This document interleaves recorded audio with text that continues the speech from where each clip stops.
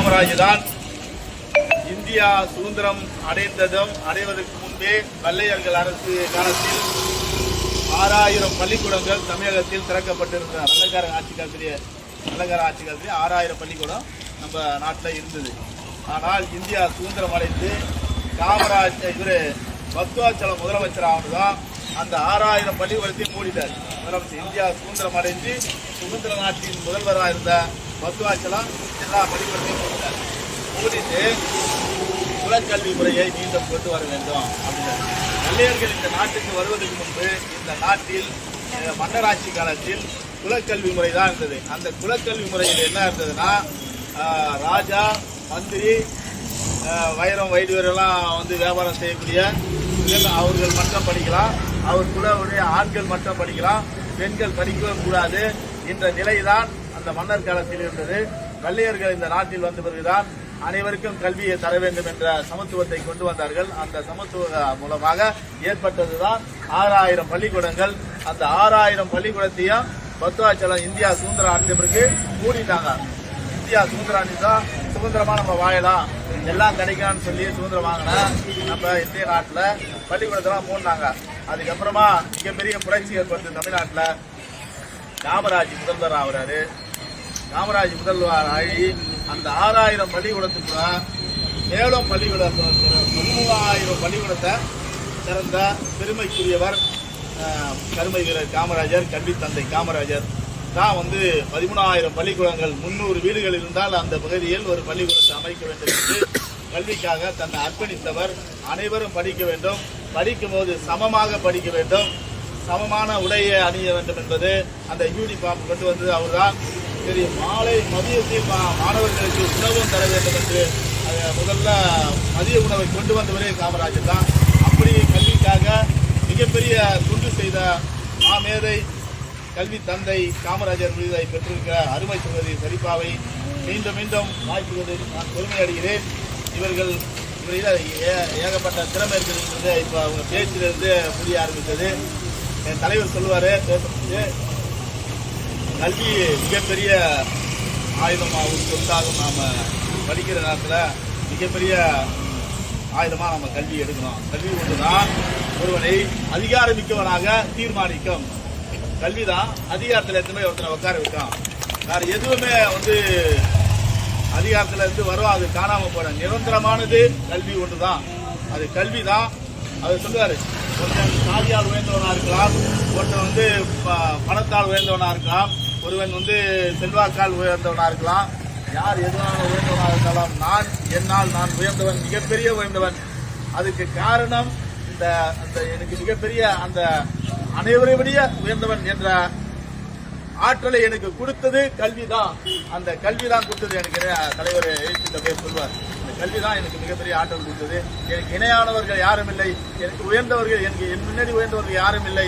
நான் அந்த உணர்வை நான் பெறுகிறேன் என்றால் அதை கொடுத்தது கல்விதான் அப்படின்னு தலைவர் சொல்வாரு. அப்படி கல்வி மிகப்பெரிய உயர்வானது. அந்த கல்வியை பெற வேண்டும், தெளிவாக பெற வேண்டும், சமூகத்தோடு சேர்ந்து பெற வேண்டும். கல்வி ஒன்றிய பணம் நோக்கத்தோடு கல்வியை கற்பதை விட இந்த சமூகத்தை சேர்த்து கற்க வேண்டும். அப்படிப்பட்டவர்களாக தான் சரிப்பா உருவாவார்கள் என்று நான் நினைக்கிறேன்.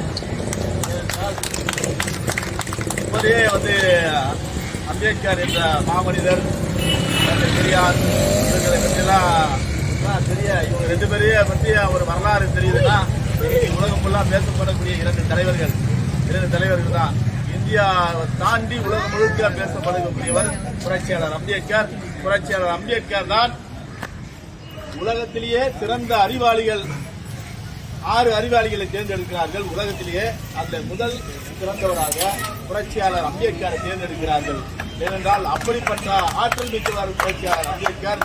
அப்படிதான் இந்த இந்திய அரசியலமைப்பு சட்டத்தையும் அப்படி வகுத்து தந்தார் மாபெரும் தந்தை. இந்திய அரசியலமைப்பு சட்டம் என்பது சாதாரண சட்டமல்ல. இந்த மண்ணில் வாழ்கின்ற அனைத்து தரப்பு மக்களுக்கும் சமமான உரிமைகள் இருக்க வேண்டும் என்று ஒரு சட்டத்தை படித்து தந்தவர் புரட்சியாளர் அம்பேத்கர். நீதி, சுதந்திரம், சமத்துவம், சகோதரத்துவம் கொண்ட நாடாக இந்த நாடு இருக்க வேண்டும் என்ற ஒரு சமத்துவ சட்டத்தை வகுத்து தந்திருக்கிறார். ஒரு மனிதனுக்கு ஒரு வாக்கு, ஒரு மனிதனுக்கு ஒரு வாக்கு, அவர் உயர்ந்தவர்களாக இருந்தாலும் சரி தாய்ந்தவர்களாக இருந்தாலும் ஒரு மனிதனுக்கு ஒரு வாக்கு என்பது அதிகாரத்தை தீர்மானிக்கும். ஒருவர் அதிகாரத்தில் உட்கார வைக்கக்கூடிய அதுக்கு சமமான வாக்குரிமையும் கொண்டு வந்தார். அவரு கொண்டு வருவதற்கு முன்பு வாக்குரிமை எப்படி இருந்தது என்றால், மிட்டா மிராசர், பணக்காரர்கள், பட்டாதாரிகள், நிலபுலம் வைத்துக் கொண்டிருப்பவர்கள், படித்து பட்டம் பெற்றவர்கள், இவர்கள் மட்டும்தான் வாக்களிப்பார்கள், அவர்கள் மட்டும்தான் மறுதளிப்பார்கள். ஆனால் புரட்சியாளர் அம்பேத்கர் இந்திய அரசியலமைப்பு சட்டத்தில் ஏற்றும்போது வயது வந்த அனைவருக்கும் வாக்குரிமை தர வேண்டும் என்ற ஒரு சமத்துவத்தை படைத்து தந்தார். அந்த சமத்துவ தந்தையை உணர்ந்திருக்கிறார். அதான் புரட்சியாளர் அம்பேத்கர் சொல்வார், ஒரு தலைமுறையின் தியாகம் 100 தலைமுறையின் விடுதலை என்னது. ஒரு தலைமுறை தியாகம் செய்து இந்த குழந்தைய படிக்கும் போதுனா இங்க டிகிரி போயிட்டாங்க.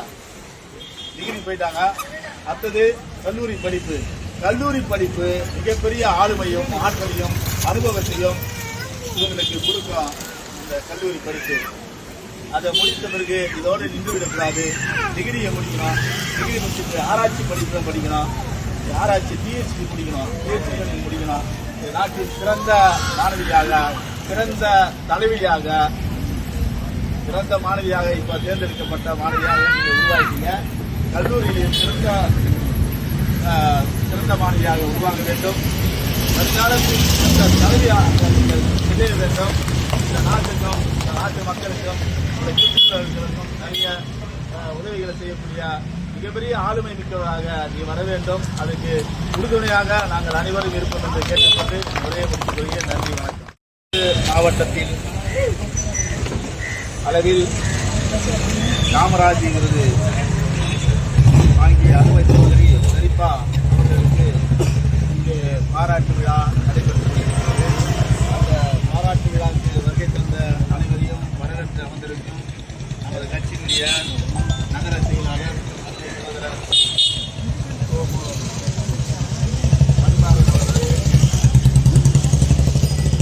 நகர துணை செயலாளர்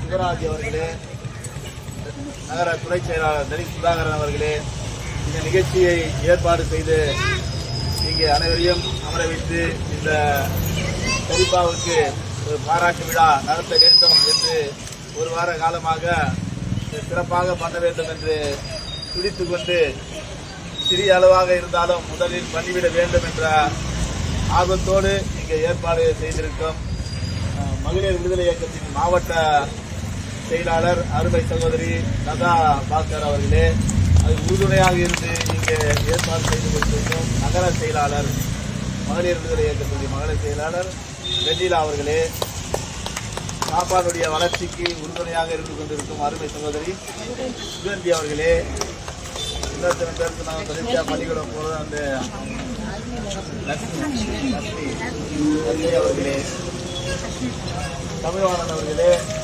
ரவி அவர்களே, கதாமணி அவர்களே, இங்கே வருகை தந்துள்ள அனைத்து தாய்மார்களுக்கும், இளவரசன் ஊடக மையத்துடைய பொறுப்பாளர் இளவரசன் அவர்களே, கார்த்தி அவர்களே, வருகை தந்த அனைவருக்கும் என்னுடைய காலை வணக்கத்தை தெரிவித்துக் கொள்கிறேன்.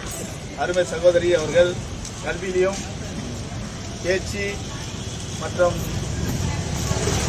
ஒழுக்கம் மற்ற அனைத்து ஒரு பள்ளியில் ஒரு மாணவி எப்படி இருக்க வேண்டும் என்பதற்கு எடுத்துக்காட்டாக விளங்கியதற்காக மாவட்ட அளவில் பரிசு பெற்றிருக்கிறார் என்றால் மிக சிறப்பான பரிசு.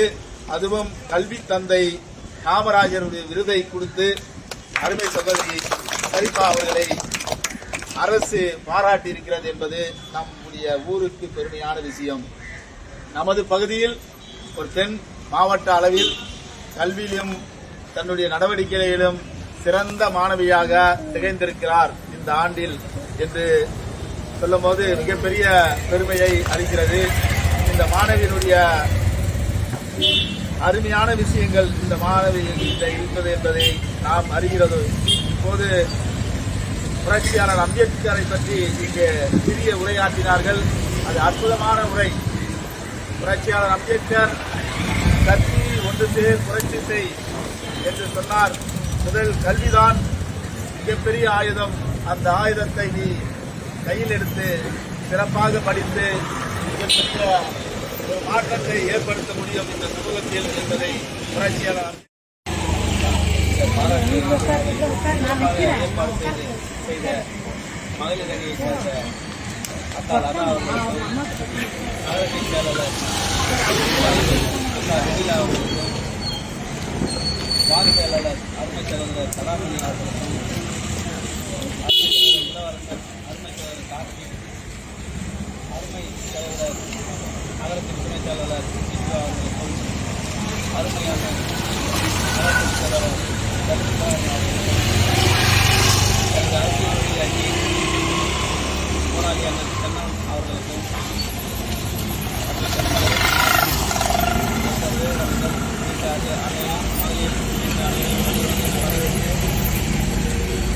காமராஜர் மாநாட்டு சங்கரை விடுதலை சிறுத்தைகளின் சார்பில் அன்பு தங்கை ஷரீஃபா அவர்களுக்கு மனமார்ந்த வாழ்த்துக்களை தெரிவித்துக் கொள்கிறோம். இன்னும் புரட்சியாளர் அம்பேத்கர் விருது, தந்தை பெரியார் விருது, அயோத்திதாசர் விருது உள்ளிட்ட பல விருதுகளை வாங்கி நமது மாவட்டம் அல்லாமல் நமது புத்தேரியை சார்ந்த பகுதி மக்களுக்கு பெருமையை தேடி தந்திருக்கும் அருமை தங்கை ஷரீஃபா அவர்களை மீண்டும் ஒரு முறை விடுதலை சிறுத்தைகளின் சார்பாக மனமார்ந்த வாழ்க்கையை தெரிவித்துக் கொண்டு நன்றி தெரிவிக்கிறேன்.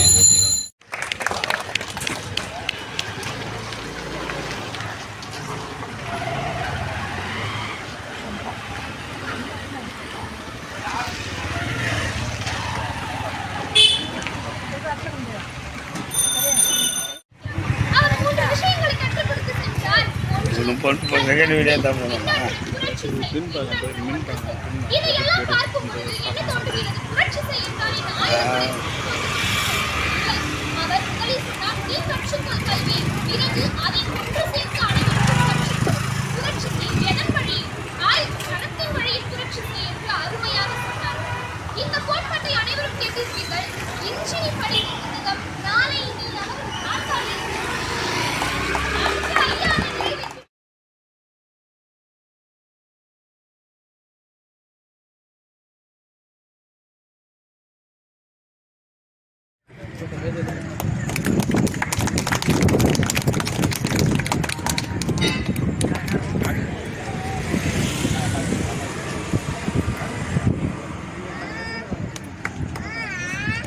திரும்பி விட்டாங்க, அங்கே திரும்பி விட்றாங்க.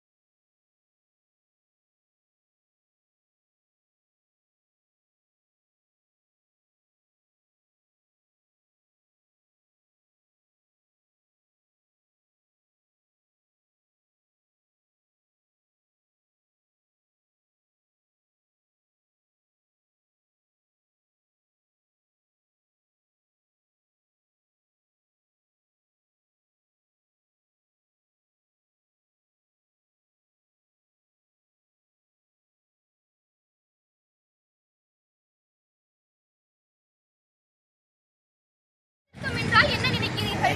சமூகத்தில் நடக்கும் செயல்களையும் அதில் நடக்கும் தவறுகளையும் என்பதைதான் நான் சொல்கிறேன். அதன் வழி ஒரு வில் ஏவுவதற்கு எப்படி சரியான அம்பு தேவைப்படுகிறதோ அது போன்றுதான் நம் சமுதாயத்தில் சமூக சீர்திருத்த வழி தேவைப்படுகிறது. அதன் வழியில் ஐயா திருமாவளவன் அவர்கள் செயல்பட்டு வருகிறார் என்று நான் குறிப்பிட்டுள்ளேன். சமூக சீர்திருத்தம் வார்த்தையாக எடுத்துக்கொள்ளாமல் பணியாக கொண்டு பெண்களுக்காகவும் பெண்களுக்காகவும் ஐயா அவர்கள் நம் மாவட்ட செயலாளர் ஐயா அவர்கள் கேது தென்னவன் என்றும் குறிப்பிடுகிறார், போராளி என்றும் அவர் குறிப்பிடப்படுகிறார். நான் இதுக்கு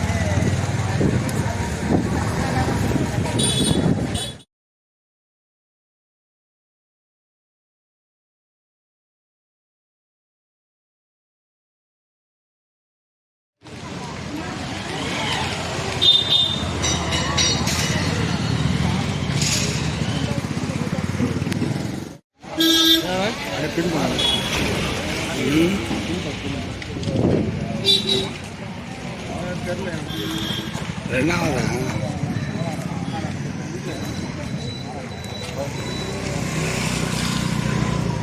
வாவஞ்சு எப்போ வந்தா நல்லா இருக்கியா?